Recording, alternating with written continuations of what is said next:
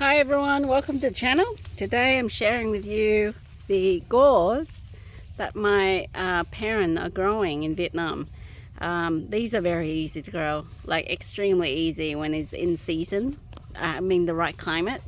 So even in Perth around about this time of year or even earlier, they would start to sow the seed in spring, and by now it would have start to fruit. And these are the gourds. Like, this is one of the variety of the gourds. This is very common. It's not too big. You can get one that is twice the size of this, that sort of like elongated eggplant type of shape, the green eggplant.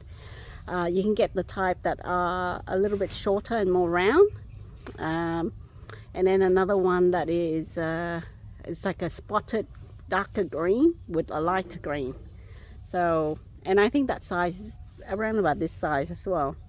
And the other gourds which aren't edible, like you usually see them make into a water bottle, it's like the odd shaped one, you can grow those as well, but I think they are not edible. I've never tried to eat them. All I ever saw them is like in a drink bottle when it's dried out.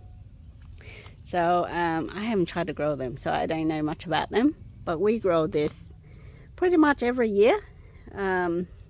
And you only need a few vines. Like one vine is probably enough for a family, two to be on the safe side. And when it starts to when the gourd, like the flower, pollinates and it starts to set into like a vegetable, I think these are vegetable, you end up with heaps, like heaps and heaps of gourds. Just look at all the flowers. And on the other side, let's try and zoom in. There we go. Look at them all. There are at least 4 gourds on that vine. Maybe 1 or 2 might die off, but at the moment they seem to be doing okay. They look pretty healthy. The vine here, the actual shoot itself, this one, sometimes you see them in the market. They sell like a bunch of these, and you can stir fry them or steam them or boil them, just like the gourds. You can stir fry them, steam them, boil them, and cook in the soup. They're quite versatile, like a zucchini, I think, but doesn't taste like a zucchini. It has a slight sweetness to it, I think. All right. So these, you can grow gourds, you can grow bitter melon and loofahs, similar time of the year. I'll go to the other side. So on this side here, you can see the vine. I think some of these are not super healthy. You can get like thicker vine than this. But my parents grow this really passively, in the sense they don't really, give a lot of attention to this, just like the loofahs. So in the initial stage, when it's like a seedling that big, they would look after it and they'll plant it out. They might water it a couple of times, but you can see the clay soil here, and then there's a trench right next to it, and lots of like root system that's like floating on top. That, I believe, is from these vine here. So it doesn't really need watering whatsoever. That's the beauty of this. When you're growing it here in this sort of system. So you see all the way up there, lots and lots of flowers. I think by the time my parents start to harvest these, generally they will give it away. They can't finish it. Look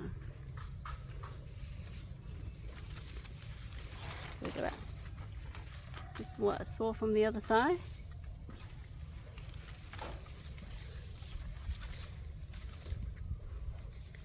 Very easy vine to grow. Very prolific, whichever variety that you choose to grow. I don't see a lot of insect like attacking these as much as the loofahs or the bitter melon, but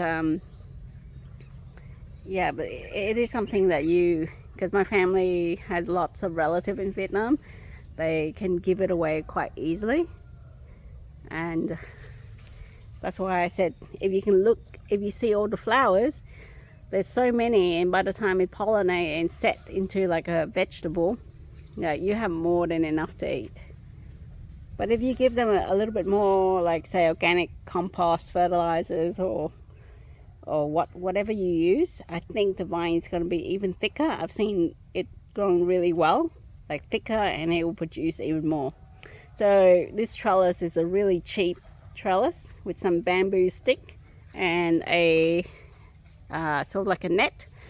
And if you, with gourds, like the vine, just like any other vine, like if you give them enough room, it will crawl and climb, and it will find its way to spread its, wings, so to speak. All right, I'll leave you at that. Have a good day. Enjoy your gourds if you are growing some. Bye.